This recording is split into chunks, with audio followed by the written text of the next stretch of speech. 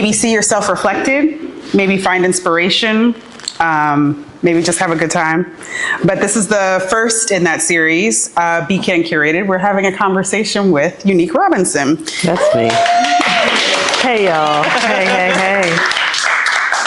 So there are two things that we're gonna do / not gonna do. One, I'm not gonna talk anymore because you're not here to see me.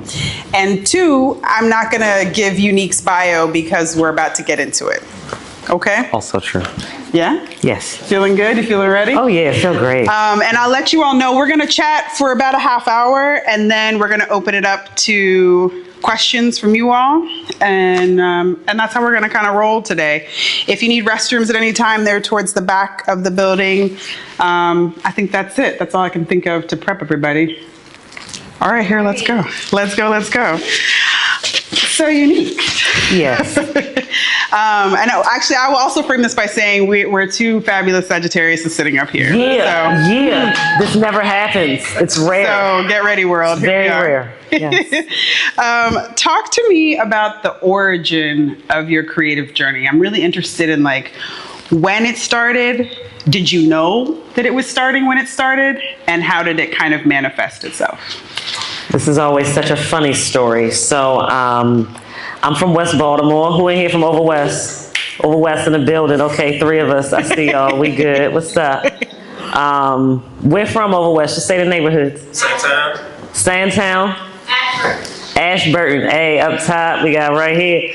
I'm from a lot of West Baltimore neighborhoods. I was born, my origin starts in Lexington Terrace, which is a public housing project that no longer exists, but they call the terraces now. If you come through Martin Luther King Boulevard, they're right there, right? But when I was born, they was high-rise and low-rise projects. And so my family had lived there for 30 or so years. My grandma moved to Baltimore from North Carolina in the 1950s, and living in Clifton Avenue, other parts of West Baltimore, eventually settling there with my grandfather, having my moms, all of them, and I have to bring them into the story, into the fray, because that's where it begins for me, right?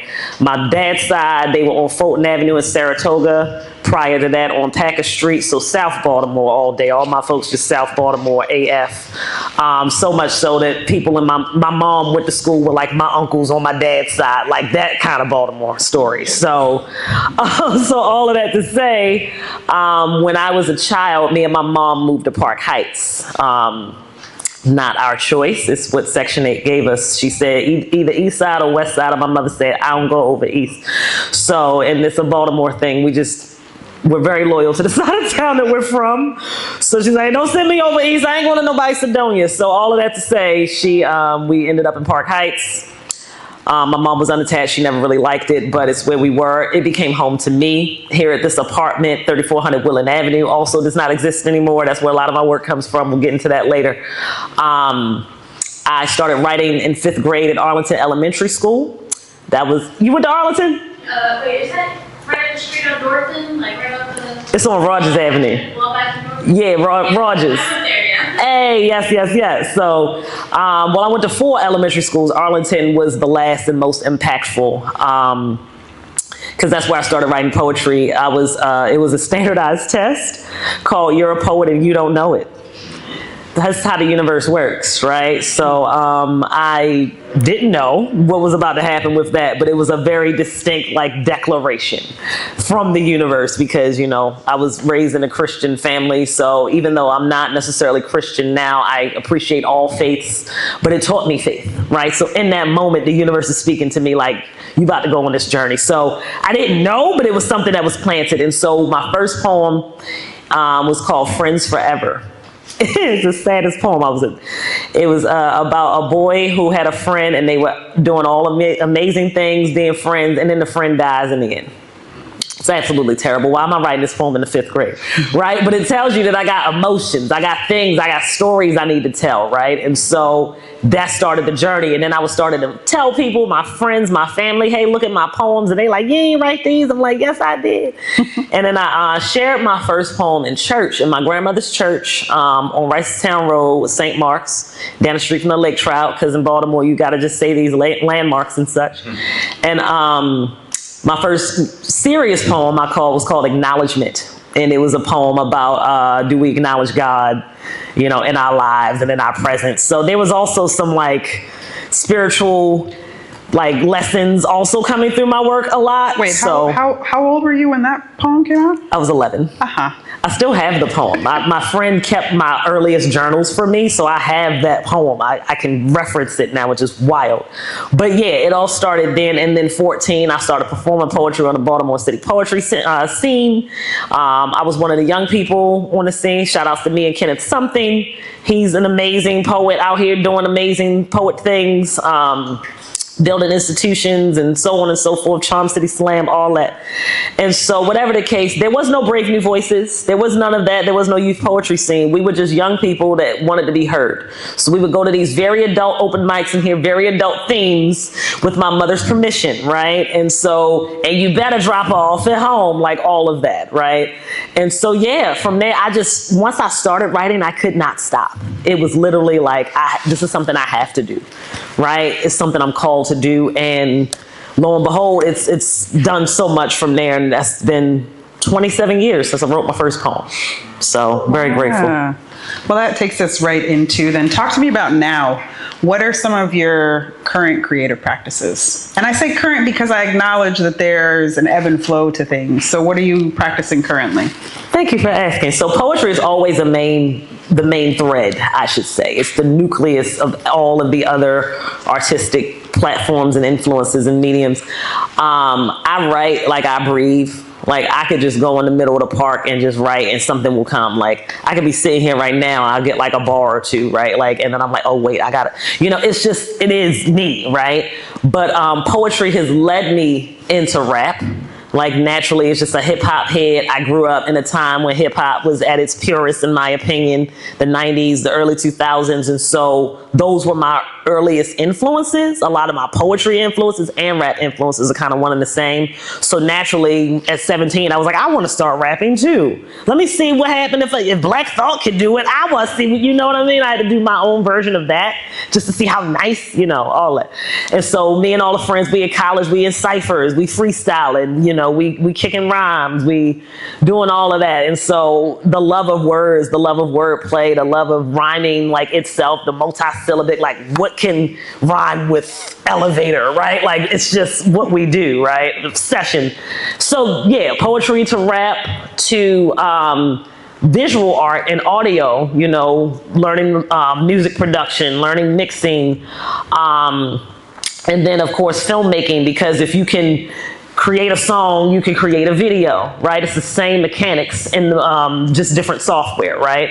And so from there to like visual art, because I teach at Micah and I'm just endlessly inspired by all of these artists all around me. And so I'm like, now, you know, I've always drawn in secret in my closet, like, you know what I mean? Like I do like portraiture and all types of stuff, but I'm not out about it because that's a process I'm getting through with myself. But this is the year where I'm going to be out about it. So yeah, it's taking me in all those directions. So then let me ask, how do you nurture your creative practices? Because it's one thing to sort of say, I do poetry, I rap, I'm a visual artist, but like, how are you making sure that you're feeding that part of yourself? It is essential. It's a lifeline, right? Like if I don't do my art, I don't feel fulfilled as a person, right? Like if nobody in here heard a single poem that I ever did or seen a single thing that I did or any of that, I would still be okay because I just know that I did it, right? Like it's literally the act of creativity is the act of divinity to me. They're one and the same. And so as a creative vessel, I am tapping into a source of bringing something from the ethereal, bringing something from consciousness into form. And I just love that alone, period, right? Like, and so, you know, the fact that people get to hear it is the plus, right? But I know that I wrote something with me and my divine presence and element and wonder and surprise and shock, like that, the act of creating is the fun for me. So I have to do it. I literally can't not do it, right? And so I don't even think about the production or the consumerist aspects or any of that until it's done, you know, but the act of creating is that. So I always make time. I always make time. Writing will interrupt anything I'm doing. right? Like I literally, like if we talk long enough, I sit right here and be like, oh man, I gotta write that thing. You know, I could be driving, I could be walking, I could be in the bathroom, like whatever, right? It's there. So it's never too far away. Now the other forms, right? They might take a little more time, right? Like visual art, I think the reason I do it less is because it's so informed and involved, right? It slows down time. We're writing, I can do these things in the middle, in between things and whatever, but like you have to concentrate to draw something and draw it to a certain look. You got to get the colors right. I want to set aside time for that. And when I'm working, I ain't got time for that, right? So that is something that I have to be like, I'm going to designate this week or these 2 weeks over the summer or whatever to like not knock out because it's not like that, but like to have time to unravel in certain projects, right? Same thing with music, right? A musical project takes time. It takes a couple of weeks or so. Might take me a couple of days, right? But I have to allow time, you know? But I think the easiest one, writing, but some of the others, it might take a little longer, but it's just finding the time and most importantly, the intention to do that. How do you find the intention? Sometimes it's literally, I nag myself. I'll be like, or something will nag me. It's like, you know, I'll get inspired and I got like a whole running list of like projects that I'm going to do in my phone. And I think the satisfaction of knowing that, you know, I'm like, okay, when will I have a free moment? Let me do this thing then, right? And even if I don't get it done then, I still know that I'm going to get it done because I trust myself. Right? Maybe it's not the right time to do that thing and I don't want to force the process, right? Maybe I need to wait until this other time if it feels like I'm forcing it, you know? So I think sometimes the intention is writing it down for me and that makes it real. And then it's like I have to follow through with myself about it. And then other times it's just allowing the process to unfold. Interesting. It's interesting that your process, your creative practice is through writing, and the thing that allows you to bring the intention to fruition is by writing it down. Yep. Look at that. Didn't expect that. So we all know that failure and resiliency and uncertainty for that matter are all a part of life, and especially a creative, passion-driven one. So what habits and rituals support you in maintaining your creative practice, like your own personal habits and rituals? Yes, great question. Rest. What does rest look like for you? Rest looks like just coming home and throwing my phone across the room, sitting on my bed, and being like, Alexa, turn on Fire TV. Rest, right? Sometimes it's watching TV, right? It's just watching my favorite TV shows. Sometimes it's meditation. Actually, every day it's meditation, right? I have to do that in the morning. Sometimes it's when I wake up. Sometimes it's the middle of the day. Sometimes it's me going to a park after a long day of work and just sitting there and just listening to the silence. I don't even turn nothing on. I just want to hear the birds. You know what I'm saying? I want to hear the deer in the grass. Like, I just listen. Right? Stillness has become a huge part of my practice. As someone, a Sagittarius, that did not understand the purpose of stillness for a very long time. I was always on the go, always here, there. I gotta do this thing, wait a minute, you know, rest. I think hitting my 30s, it made me appreciate stillness, silence, and learning how to be still, I think was the greatest gift I gave to myself. Learning to know that it was okay to sit with myself and be present with myself, right? Because from there, that's where creativity unfolds, right? If I'm constantly focused on this thing, that thing, I'm not here with me, you know? And so I had to learn how to be here with me. And so a series of breakthroughs, a series of obstacles and so-called failures brought me to that place and sat my ass down and said, listen, like, you just got to reroute. You ain't do nothing wrong. This is just a reroute, and a resurrection is what it turned out to be because I listened to the message, right? In that time, I could have just been busy and just done a bunch of other stuff to distract from the lesson, but I was like, I need to learn this lesson. This is going to be painful, but I know there's something that's emerging from this lesson, right? And so it just gave me the joy of rest, the joy of stillness, and the joy of presence. And so from that foundation is where everything else, I think, creatively flows, right? Sometimes rest is going to the park. I try to do that once a week, at least once a week or twice a week, to walk on the trail, to sit by the water, you know what I mean? Like nature, you know what I mean? Nature is where I hear the universe speaking, you know what I'm saying? And so it's where I get to breathe, get to exhale, get to remember I'm a human being, not a human doing or a machine, right? Capitalism is so demanding, especially of black bodies. And I'm like, you can't have my body anymore, right? Like that's kind of where I'm at. So if that's a ritual or a habit, like I think it's all of that, you know, that's folding into letting the process be the process and not forcing the creativity, not forcing myself to do the work, but knowing that the work will get done. And it's because I just understand the ebb and flow of energy. Listening to my body as a practice. If I'm tired, I'm not pushing myself to do nothing. If I'm mentally or physically tired, I'm like, cut everything off, I'm done, right? I stop here, right? I've learned the boundaries, right? I've learned boundary setting. I learned not to neglect myself, all of those things. Affirmations are very important. Reminding myself, like each week that I do my to-do list, I always write an affirmation at the top. Because it's not just about the to-do list, it's about knowing that I have the energy to do the things that I call to do, right? So all of those practices, I guess, and writing. So yeah. Do you have a writing ritual? Or is it when the intention hits you?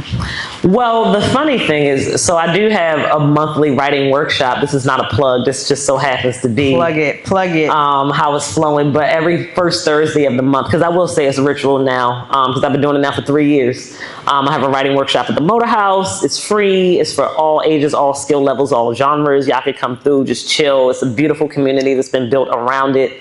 I always make a point to write there. Like I gotta write with my folks. If my folks are writing, I'm writing. So I know I'll write at least once a month, right? But other than that, it's really when inspiration calls. Excuse me. Literally last week, I was performing at Poets for Dinner open mic. Shout outs to Grace. It was their 13th anniversary. And on the way home, so Slangston Hughes, Lyrical Leviathan, anybody knows him, he's a legend on the Baltimore poetry scene and national poetry scene. He performed as his Lyrical Leviathan MC self. And so on the way home, I was listening to his mixtape and I was like, then I got a couple of lines, you know what I'm saying? So it just hits me. It just hits me. I don't even think I plan to sit down and write anymore. It's just something that happens. You know what I'm saying? Now, if it's like, I say like nonfiction or some like project I'm developing where it's like, you know, oh, I have a bunch of poems in my book or in my journal or in my phone that I need to make into a thing for consumption, right? That's a different process. That's like my book, Not in Service, that came out last year. Shout outs to Homie House Press. We had to literally, I had to carve out time to workshop poems and to sit with my friends and do that. Sit with my partner and do that. Shout out to Nicola, she up front. And just have that time. That was like a summer, basically, that I did that. So yeah, it depends. It really depends. But if it's a project, I like dedicate time, but usually writing or inspiration just hits me. I love it. Yeah. So I'm gonna turn the conversation just a little bit to talk about some of the practicalities of this beautiful life that you've created for yourself. So we obviously are looking at things through the creative entrepreneur lens, but I also believe that entrepreneur looks different when you put creative in front of it. So what I'm very interested in is, how do you sustain your creative life? How do you live? How do you pay your bills? I got a good government job. That's how. I'm one of those people. But no, no, I'm the director of the MFA Community Arts Program at MICA. So that is my bread and butter. So I'm grateful for that job. Now, this did not just happen. This is not just some cute shit that fell out of the sky, y'all. I was an adjunct faculty for 6 years.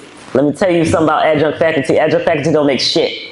Okay, you only had health insurance. All right, so no tea, no shade to Micah, but we need to pay our adjunct faculty better. I was in the adjunct faculty union fighting for those things. So adjunct faculty do make more money than they have. However, across the board, this ain't just Micah, across the board, adjunct faculty do not make money that sustains their life and livelihood. You have to have a second or third or fourth job in order to do that. I did just that. I was working as a teaching artist in Baltimore City schools, teaching poetry, performance. I'm hosting gigs with the Black Arts District and other events and open mics. Hustles, you know what I'm saying? Like, we got hustles. Artists have hustles. We performing in different places. You know what I'm saying? It's that, right? I would sell books, you know, like whatever I could do to make sure that the bills got paid. Now, you know, at Micah, grateful to be at Micah as adjunct. Don't get me wrong, this is not shade. This is, I love being at Micah, right? As adjunct faculty, I was called on to do a lot of other service work, a lot of different community conversations. I would facilitate community gathering series. Faculty would invite me to speak in their classes. All of these things, I was like, yes, because, you know, not just because I have to pay the bills, but because it's also about inspiration and inspiring other artists and being inspired by other artists. So all of that to say, all of those things in that 6 years of time led to and supported me in becoming the director of MFA Community Arts. I was working at the Lyric Baltimore. I was working at Wide Angle Youth Media. I was working at Afro Charities as a teaching artist, and Leaders of Tomorrow and Arts Every Day and all of these organizations. And it's like trying to piece together all of that work to make ends meet. It's like several part-time jobs at once. I'm on a bus, y'all. I ain't had no car. I'm on the Gold to the 56. Like, come on, it was real. Okay, so by the time I hit my mid-30s, I was like, something got to change, something got to give. This is a lot on my body. And so the Community Arts MFA position opened up. And I had been waiting for about 6 years for a full-time position to open up, right? There was all kinds of public support and student support and faculty support for it, but you know, it's all in divine timing, right? When it all happened, it was ready to happen, it rolled out, okay? So I've been doing that for 3 years, and that is to support other artists in their work and what they're doing on their path, getting their MFA. And it's a beautiful, amazing job. I love this job. I love being at Micah. I really do. It's the only place where I've been able to be myself, and the only job I haven't quit. Okay, and like a job where I can really just be my authentic version, like know that I'm valued, know that I'm appreciated. Like Micah's culture is that. And that's why even as adjunct, I stayed, and I was in everybody's face. I'm not just the adjunct that's showing up and dipping out. I'm here, right? Because I'm in my city, and you know, as someone, you know, Micah has this mission statement to thrive with Baltimore. It's like, well, we need more Baltimore people and Baltimore faculty in this place. And so I felt like excited to represent Baltimore City in this space and to bridge the gap between the city and the institution, right? Like I felt like a conduit between the two, you know? And so all of that to say, yes, I'm one of those people. Shout outs to my grandmother, who was a teacher, educator, Baltimore City Schools for 40 years. She was very practical. She was the most practical example and stable example in my life of having a job and just having that and supporting herself with that. So I was like, I ain't gambling with my life. I'm gonna just get me a job that I love and that I enjoy, right? Or I'm gonna mix some jobs together and do that. But yeah, I always had a backup. I was never one of those artists that was like, I'm gonna just let my art be my money. No, because then my art will suffer. I can't do that. I'm not one of those people. I need to let my art breathe, and then I have this that's funding everything else, right? So yeah. So the way that you're talking about it, it was a strategic choice to fund your art through your full-time job and then have space to be able to create? Or was it something that you happened upon, realizing that that hustle was gonna have to end at some point? I think it was the former. I definitely, it was strategic. Again, I'm getting older. You know, certain things started to matter more, right? Stability started to matter more than like, I was very nomadic in my 20s. I lived in like many different cities. I was in New York City, I was in Massachusetts, I was in Oakland, California, just everywhere, just building community everywhere I went, don't get me wrong, but at some point it's like, you gotta plant roots, you know what I'm saying? And so I came back home 10 years ago now, wow. And I just planted roots. And so I come from the hood, like, you know what I'm saying? Like, I come from housing instability. I come from all of those things. I didn't want to go back to that space. I didn't want to keep ending up in those spaces, right? And at some point, I was just like, with myself and my creator, like, listen, we got to work something out. because I can't be out here like this. Like, this is a lot, you know what I'm saying? And so I've been able to be sustained, and I'm so grateful and blessed every day and grateful for it. Yeah. That's so beautiful. So this is my last question, and then it's going to be you all's turn.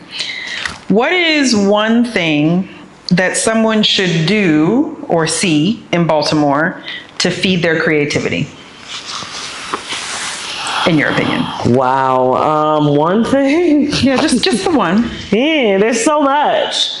I got a whole PowerPoint about these things. No, swear to God, I really do. Like, at Micah, I'd be telling the young people, be like, here, go to these places, and be like, just take a screenshot of that, because there's a lot of them. I mean, the local arts community is always doing something.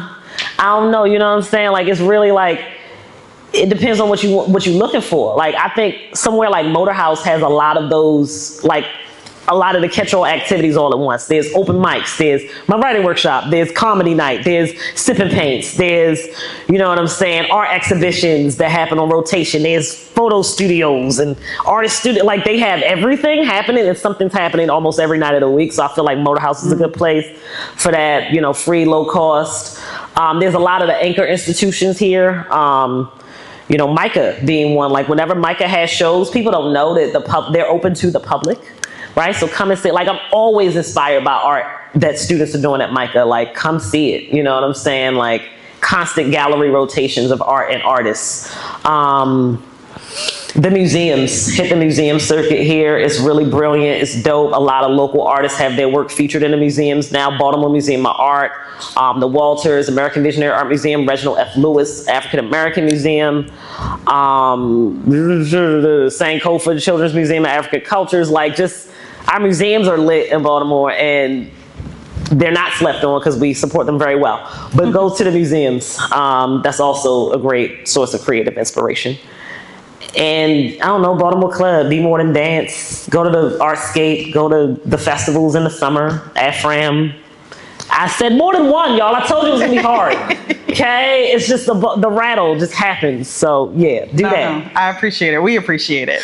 So I'd love to open it up to any questions that anybody has for Unique about her creative journey. Oh, okay, we got it. Yes, questions. Yes, I see you, and then you, yeah. And say your name too, because I like to know who people are. Thank you.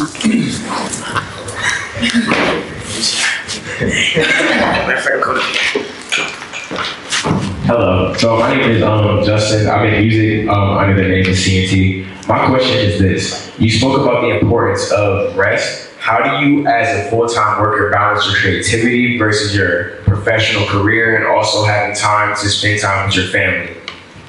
That's $1 million question. Right. Thank you for that. I don't say I have it all figured out, because I don't. I wish I could say it was a formula, like 30% of my life goes to this and the other 30, it's not that. Some weeks look different than others, but I will say I am very intentional about when I am done with work, I am done with work. I do not bring work home. I do not care. I don't. Yes, I have my email on my phone, but I don't have no notifications. You know what I'm saying? Like, there has to be boundaries, right? Otherwise, work will suck your entire soul and just not leave you any, right? So I think for me, it's really like, sometimes it's literally, my to-do list, I have to list out everything that I have to do each day. But then once those duties are done, I go and I do me, right? I have me time. So it's not a traditional 9 to 5 in a sense where it's like, I'm coming to work at this time and leaving at this time. Some days it's very long, some days are shorter, but I always make sure that at the end of the day, whatever time of the afternoon or evening that is, that's me time. Like, period, point blank. That's me time with my family, time with my love, you know what I'm saying? Like, time for recreation, time to do the stuff that I want to do, because I just gave half of my day to y'all, you know what I'm saying? Not y'all, I don't mean that in this context. This is great, this is what I love to do, okay? I just mean like work, like very cerebral, intentional things that I have to do each day. And I go to sleep, I like sleep. I don't miss sleep. That whole team no sleep shit, that's dead. That's so 2010. No, we are like getting sleep over here, because if I don't get sleep, then I am not a good person. Like, I'm angry, I'm irritable, every little thing irks me, and I'm not bringing myself that I know I can be. I'm not being the kind, joyous, wondrous, curious individual. Trust that rise and fall, trust that ebb and flow of that process. Every death is a rebirth. Just know that. But it's a beautiful journey, and you will look back and be like, yo, 23-year-old me was a wild one.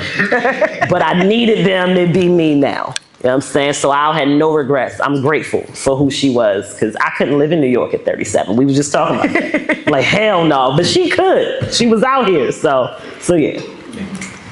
That was a long-winded answer, but that was a great question. That was a beautiful answer to a beautiful question. Any other questions for Unique? Any other thoughts? Yeah, come on. Oh, yeah, hey, appreciate it.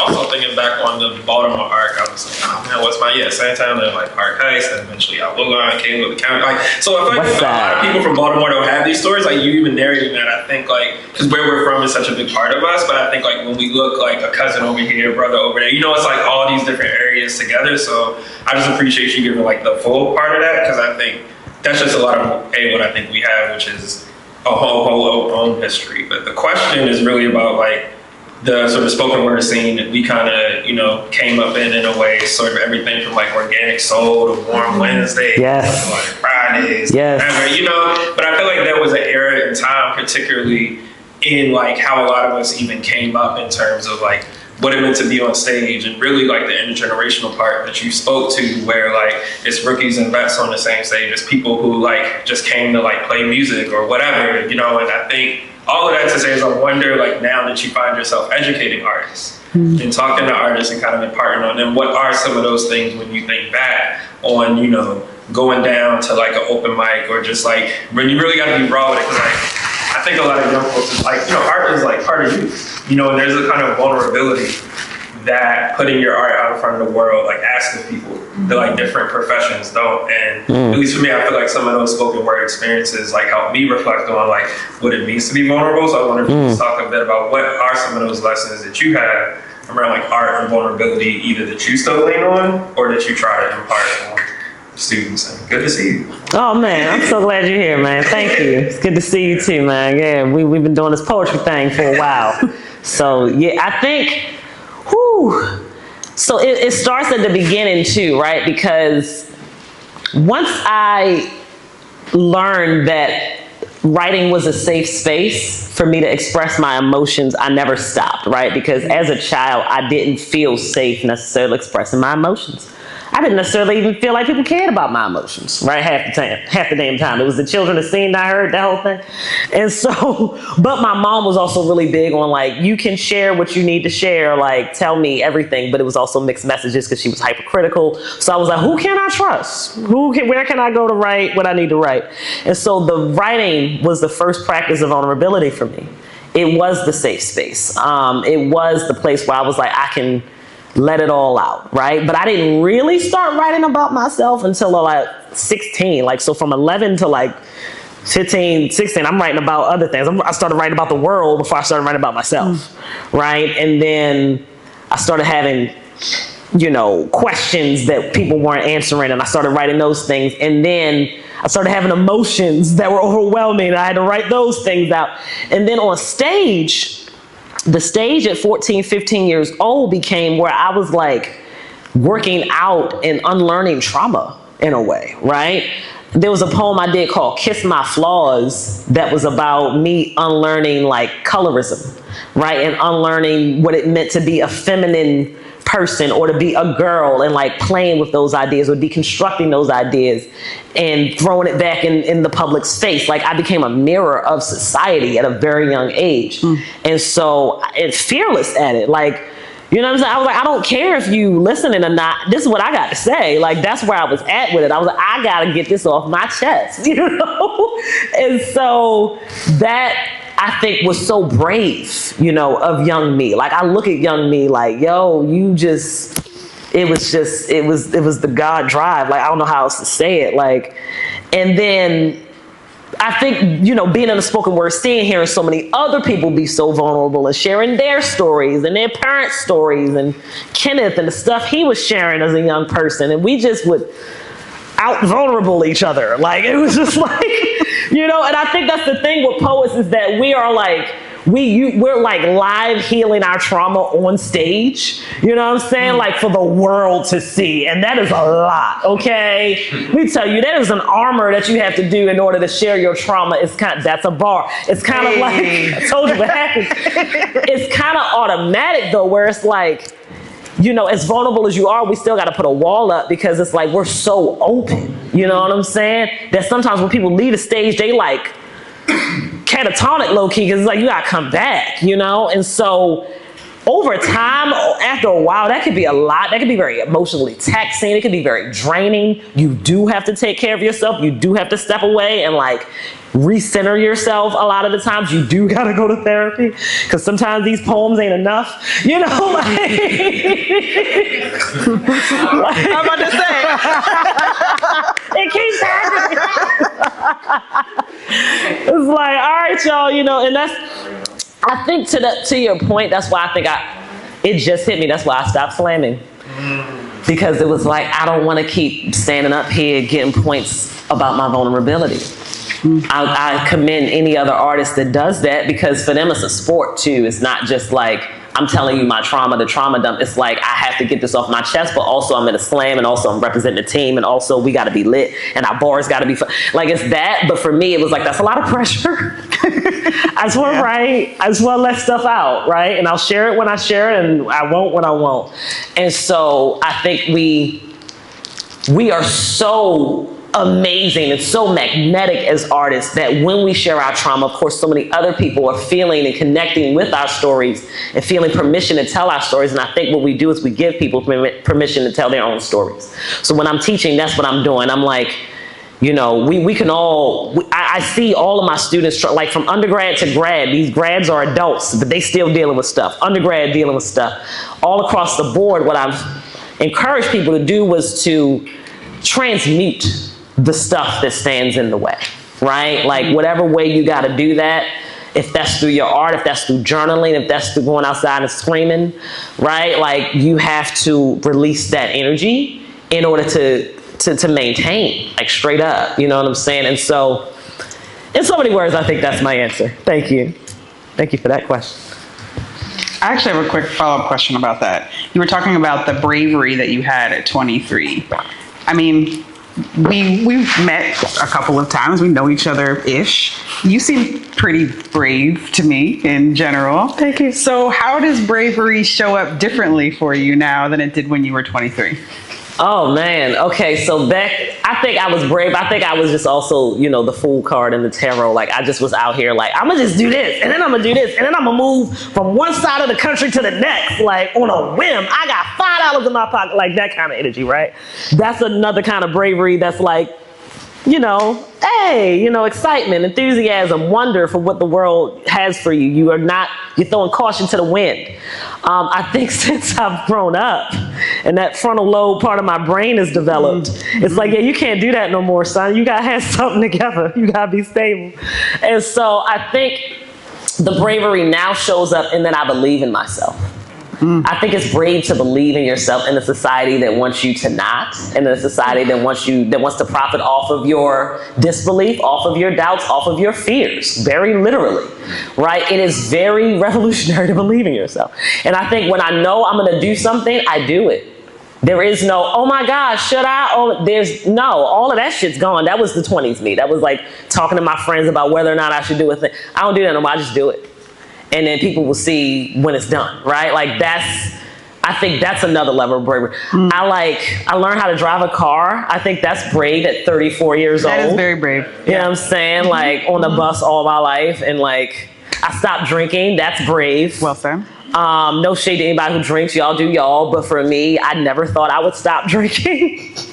I got a family. My family's still drinking. They 70 years old. And so like for me, I was like, I had to break that curse though. It became a curse for me. It wasn't fun anymore.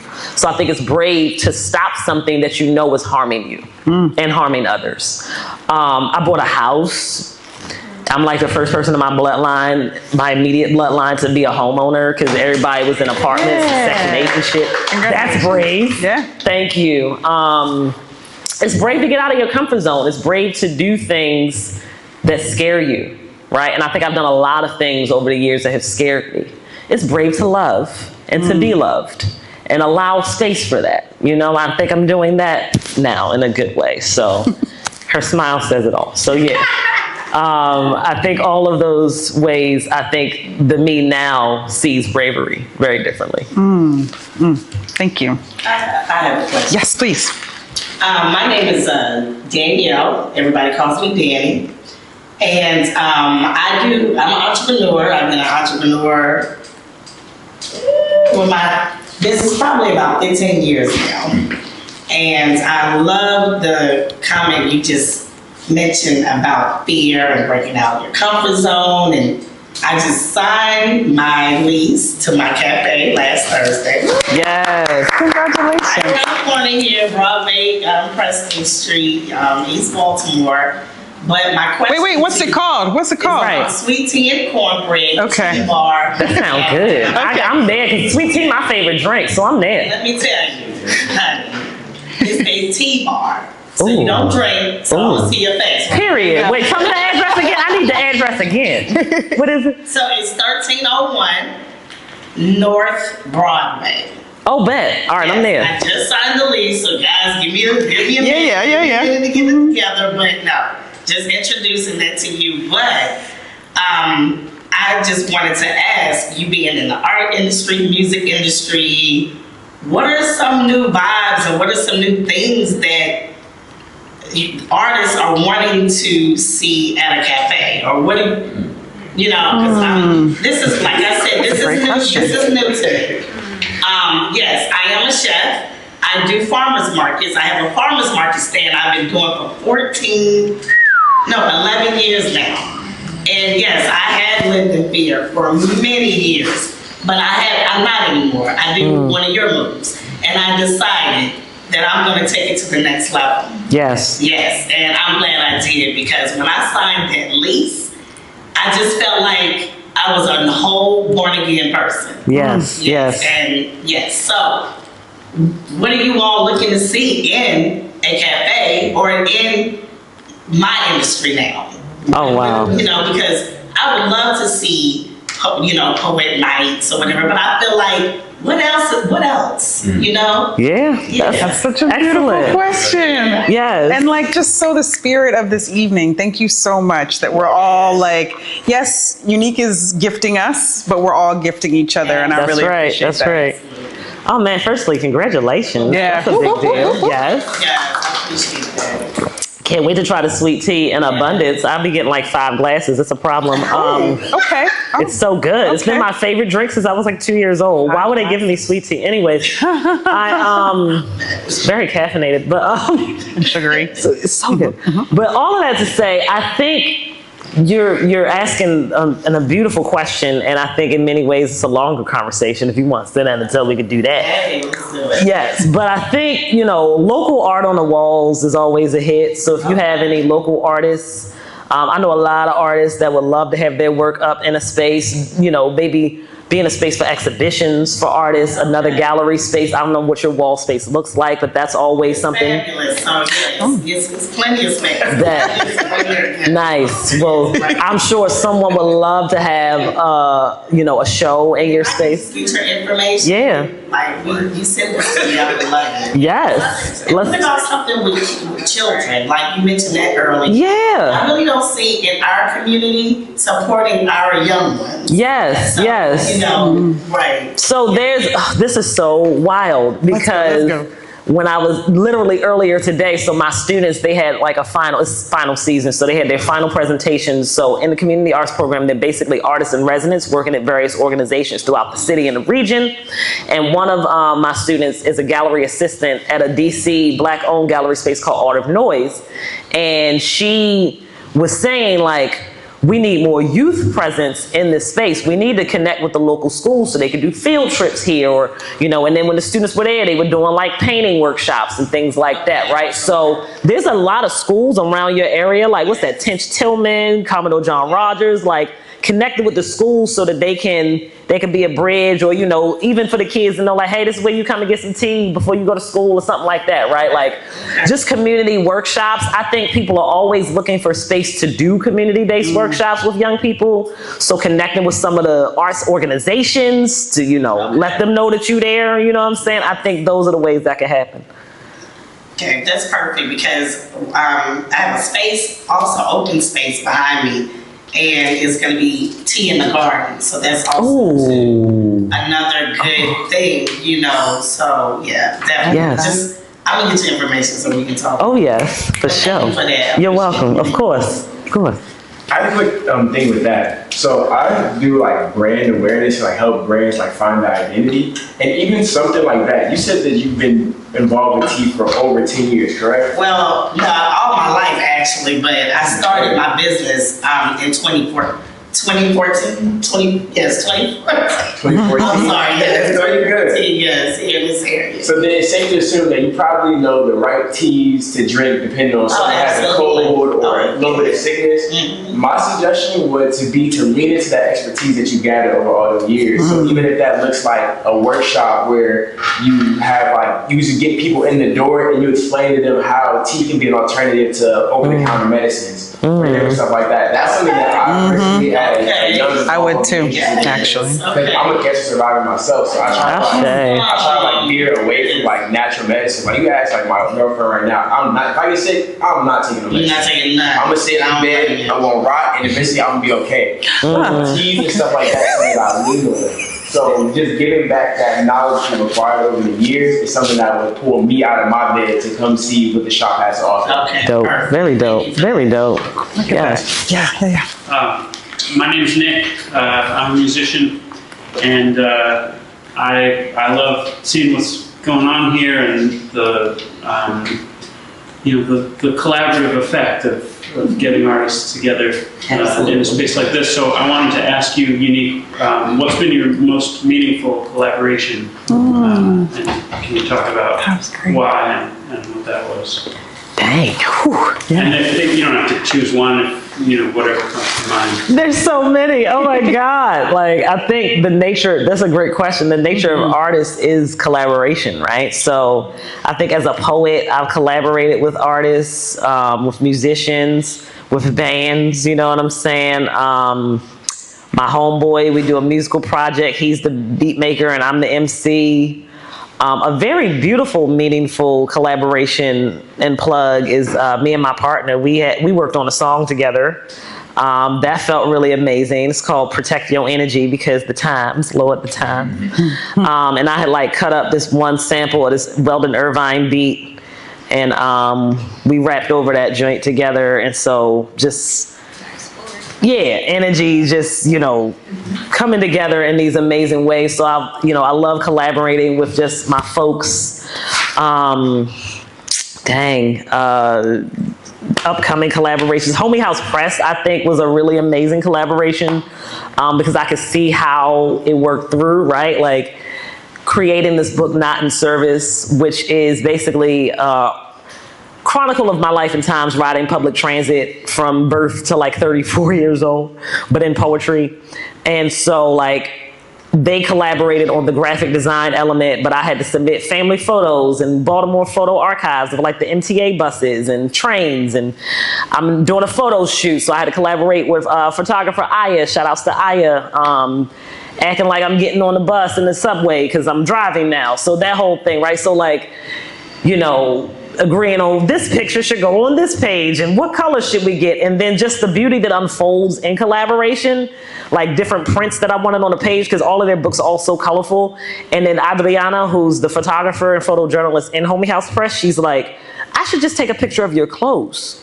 Like you have a lot of printed clothes, like I'm gonna just do that. And I was like, yes. So like just making it authentically me, like, and so the book is literally me. Like, so I think that's one of my favorite collaborations thus far as well. And it shows, right? It's just so much love and presence and colors. And we got to just choose so much of what goes on in that book. So yeah, thank you. Real quick, before we get to the question, if someone wanted to purchase that book, where might they purchase it? In my trunk. I got them outside right now. Hey, let's go. I'm like, That's the Baltimore in me. Like, I got them on me. I love it. I love it. I love it. No, sir, these are like the last 9 copies. Like, we only printed 300. So this is the big 300 edition. You get to say you had the first print. We're going to release some more, but like, you get to say you had the first. So I got them on me. They $25. Only $25. I know, right? It's a poetry That thing. is over $3.99. And it's going to be like any other book you've ever had. Like, it is literally me in a nutshell, and it's colorful, and it's a moment in time. So yeah. Beautiful. Sorry, I didn't want to step on it, but please go ahead. Thank you. Thank you for letting me ask a question. My name is Olivia. I'm an artist as well. I don't want to misquote you, but you mentioned a few things. Social justice, capitalism, not being one of those artists that didn't have a job. And so my question for you is, how did you, with the knowledge that you have as an artist, speaking to what you mentioned again, capitalism and social justice, how did you find the balance with being an artist and also being, for lack of better words, like a slave to capitalism?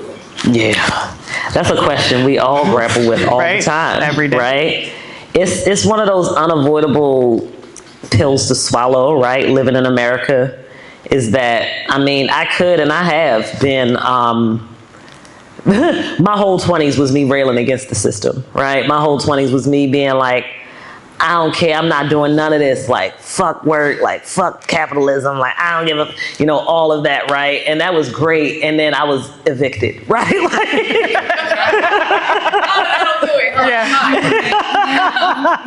Eviction is not fun, okay? And so, and the reality of being a poor Black body sets in. And it's like, I'm already at the lower ranks of society. They already don't give a shit about me, whether I live or die, whether I have a house or don't, whether I have a job or don't, but there will be consequences if I don't have a job and if I don't have a house. And so at some point I had to be like, do I want to keep ending up here, right? Do I want to keep ending up couch surfing? Do I want to keep ending up owing exorbitant amounts of money to rental offices that don't need any more money, right? Like, at some point, I had to learn the importance of taking care of myself, even if it means that I have to get what the younger me resented, right? I resented full-time work as a young person. I was like, ain't nobody gonna have no say-so on my time and my energy and my this and my that, and I'm punching the clock. Like, I resented every aspect of labor, right? Because I know what it's about, right? I know that the society has equated labor with worth, right? And that in and of itself is the fundamental problem, right? Is that if we do not have money, then we do not feel worthy. And I had to learn first that I was worthy whether I had money or not. And ironically, then the money came. And so it's not the money necessarily, it is the means to take care of oneself. And so I was doing myself a disservice by not taking care of myself, by neglecting my needs, whether that's physical, basic, emotional, mental, right? Like, it was no longer like, I couldn't romanticize poverty anymore, is the best way I could say it. I grew up in poverty, my family grew up in poverty, not because we wanted to, but because that's just the way that society was set up for Black people in America, especially, I come from a sharecropper background. They didn't even own the shit back then, okay? You're still working the land and paying your landlord. Like, I just needed to have something that I said, the emotional toll of poverty, the toxic stress of poverty is something that I don't think people understand, right? Unless you've been through it. And so if you've been through it, you know that there's some people that kind of have given up hope and are just like in the ranks of that and just like, you know what, this is where I'm at and this is where I'm gonna be. And as someone that's just naturally ambitious, naturally driven, naturally like, hey, I want to do this, then I want to do this, then I want to do that, it became a process of elevation, not a process of stagnation, right? At some point, I started to feel stagnant with where I was and not having enough resources to take care of myself and my needs, right? And I said, something got to give. And so these things sort of coalesced at the same moment when it was like, I want more for myself and I know I deserve more is the biggest part. And so what I'm going to go after, I'm going to get. And so that showed up in the form of a job like this. It showed up in the form of a job that I love and a job where I can still be myself, still say fuck capitalism at work and not have terrible consequences, horrible consequences. I can still talk about art, talk about writing, talk about having a purpose in community and utilizing those resources in these institutions and spaces and funneling or giving it to the communities. Being, you know what I'm saying? Like otherwise these spaces like MICA that have previously been shut out, whether directly or indirectly to Baltimore residents, right? Like me being a Baltimore resident, working at MICA, bridging that gap and assisting and supporting with opening MICA to Baltimore and Baltimore to MICA, because that's another thing. Baltimoreans don't come to MICA like that, right? So it's like, how do we make it feel welcoming, right? Like you have to have somebody that's in there that know what it is, that know both sides of it. And so in many ways, I felt like, yeah, I had to get what I deserved, period, point blank, and what I know that the ancestors will be proud of me for. Ancestors don't want us out here broke and downtrodden and depressed and, you know, no, they want us thriving because they thrived in ways that we could not, and we're thriving in ways that they could not. And so I'm not letting no system tell me what I can and can't have or what my rank is. I'm breaking out of that. So I think it was a mental unraveling that had to happen that then allowed the physical reality to match that, if that makes any sense. It does. Thank you. You're welcome. Thank you for that question. I'm always holding myself accountable, so thank you for that. So I see her, and then back to you, brother. Yes. Hi, I'm Courtney. I work at BCAN, and kind of an artist, but I'm all around the place. First, I want to say thank you for sharing everything. My grandmother is also a Baltimore City Public School teacher for many years. Yes. And she'll be going on 96 and getting married this year. And hopefully the day before her 96th birthday, we're getting married. So hopefully she makes it. Congratulations. That is amazing. Yes. I love that. My grandma's 91 now on Baltimore Magazine that says like Unique Robinson, the voice of the LGBTQ plus community. And she's like one of the most old school Christians I know. So it's like the wildest dynamic. Like she loves me that much. You know what I'm saying? Like she's just, I love her. So all of that to say, her being an educator was 100% a part of the influence of me being an educator. Her care, her compassion, her generosity, I think her kindness, her humor, all of those things, her wisdom, you know, I'm a product of that, you know, and so it's without words. So thank you for that. Thank you. I'm bringing her into the space. Shout outs to Virginia Singletary. That's my grandmother. She chilling right now. She up top. She in Ford's Lane. Don't go where my grandmama's house is. But anyways, and to your second question, if I was a billionaire tomorrow or tonight, whatever, everybody in Baltimore would have stable, supportive housing that they never had to pay for again. Everybody in the hood would never have to pay for housing again. And everybody, the houses that need to be remodeled would be remodeled. Now, where would they go in the meantime?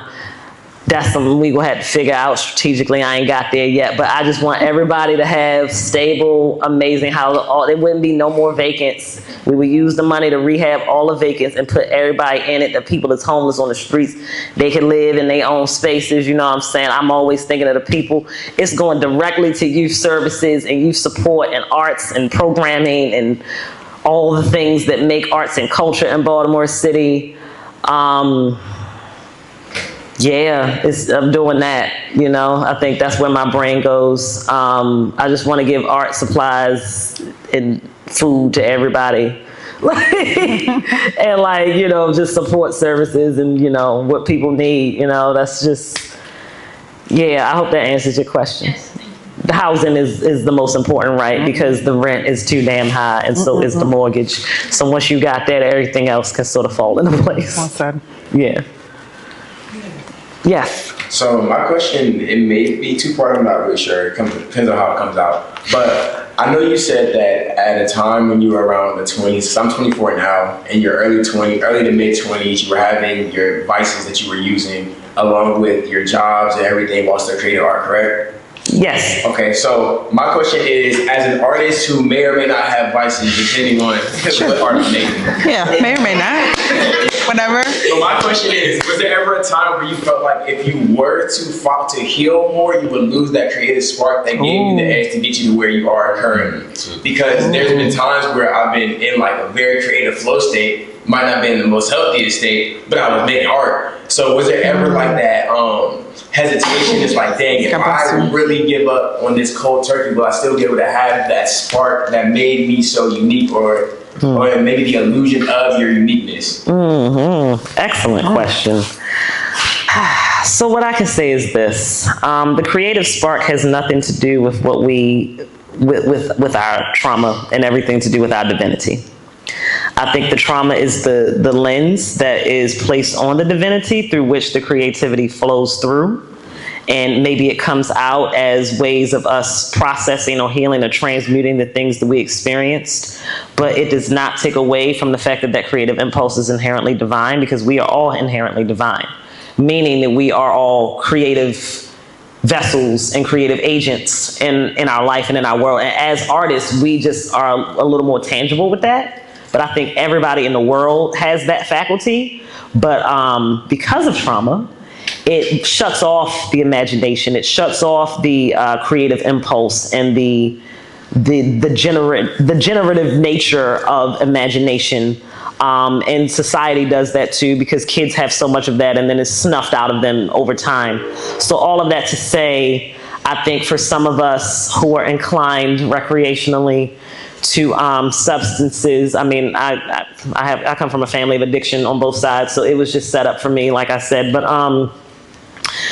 you know, for those of us that use more psychedelic ones, if you will, to access that version of ourselves that is not blocked out by trauma, like, I will say, the more that you heal, your art will shift, right? The art will not stop.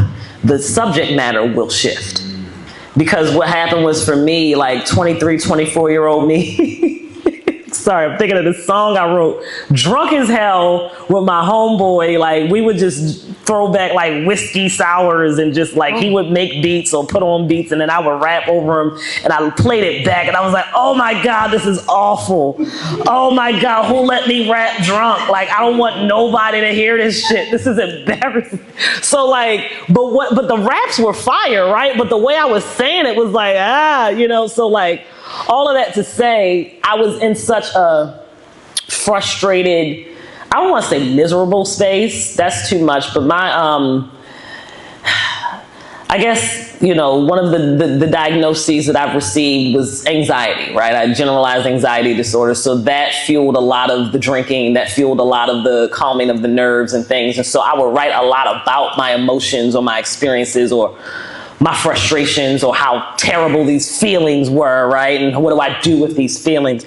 And I was like, it worked for the time. But what I'm saying is you will evolve and your work will shift and what you write about will shift based on your shifting, right? Some of the things that you're healing will not have as much weight the older that you get. And that's the thing that people don't understand, is like in your 20s, it just feels like this eternal fucking darkness sometimes. You know what I'm saying? But like, it will, like, some of those, the weight will lift if you're willing to confront it, if you're willing to confront the shadow, right? If you're willing to come face to face with yo and be like, look, man, like, you ran my life long enough. This is cool, but I got to do something bigger than you, right? And you kind of outgrow the shell of it, right? And so what you write then or what you produce then, like, it takes on that form. Like, I always, like, as a music head myself, I always listen to artists' albums in their 20s, and then the later into their 20s they get, their albums just get this like depth. They get this like celestial feeling. It becomes ethereal. It becomes like they start talking about other stuff, like Janet Jackson, The Velvet Rope. I don't know, Solange's album. Like, there's a lot of albums that like 27, 28, where some shit changes and people just become a better, or rather a higher version of themselves, right? And so it's not that you will never ever lose your creative spark because you were an artist, you were gifted with that. But what you do with your creative spark will shift. And sometimes it's bigger than what our vices are. Sometimes it's bigger than our shadows even. Sometimes it's that. And you have to still let that out, you know, and there will be ways for that to come out. So all of that to say, my writing has taken on this very like spiritual undertones in many cases, and the rhyme scheme has gotten even crazier just because it's like I'm thinking of different ways to talk about different things because I don't want to say the same thing 100 times. You know what I'm saying? Like, it just takes on a different form. And so sometimes it happens with or without your consent. You just got to let it happen. You know what I mean? You're an artist. You're meant to expand. You're meant to grow. So the growth is going to happen regardless. You know what I'm saying? So don't be so attached to what you write now and what you do now. Allow it to shift because it will. And, you know, you will have that you and that version of you, and then you will have this version of you, and it will all be a continuum. You know what I'm saying? So, yeah, that's all. Thank you. Great questions, y'all. Thank you. Right? Anybody else? Well, okay, here we go. That was beautiful. Thank you. Thank you so much. I want to say, you. yeah. It was awesome. I'm going to say a couple of thank yous to close us out. I want to say thank you to Micah for conceiving of a BCAN that reaches out into the creative community and supports it here in Baltimore. I appreciate it. I want to say thank you to the BCAN team, because if you are hearing me, if you are eating food, if you are even in this space, that is because of the BCAN team doing their work. So I appreciate you all. And I want to say thank you to Unique. Thank you so much for agreeing to be part of this, for letting me ask you my questions and get into all your, insides, and being so present here with everyone, and just gifting us with your creative journey. Really appreciate it. Thank you. This was so great. It's a great ending to my day. Yes. Thank you so much. Thank you to all of you. Yes, thank y'all for being here. Yes. No, you all really hit it out of the park with the questions. Like, now as we move forward with them, I'm gonna be like, not as good as the first one. If you want to continue to stay connected with BCAN, there are QR codes for you to scan so you can make sure you get our newsletter. We run monthly co-working out of Micah, which is our effort to bring Baltimore to Micah in some ways. We do these monthly-ish. We have mini cohorts so you can have some focused entrepreneurial learning. And we're here, we're listening. We want to know what you need so that we can help to provide it. So, and to that end, transition, there are little QR codes that say survey around. We would greatly appreciate if you would give it a scan and give us some feedback about your evening. All of this for us is experimentation. We're very, very iterative in our department, so we want to understand what you need and adapt and change to make sure that we're continuing to provide it. So thank you all so much. Thank you, thank you, thank you. Thank you. And that food's not going anywhere, y'all, so please take it with you. Okay, thanks. And I'm on Instagram if anybody wants to follow me. What's your... I'm only on the gram. I don't do nothing else. I'm a millennial. I am unique.theword. That's UNIQUE dot THEWORD. THEWORD. Yeah, unique.theword. Yeah. Okay, cool. Yay. Thank y'all. Thank y'all for the follow. Peace. Yeah, thank y'all. You want to hit us with some music? Thank you.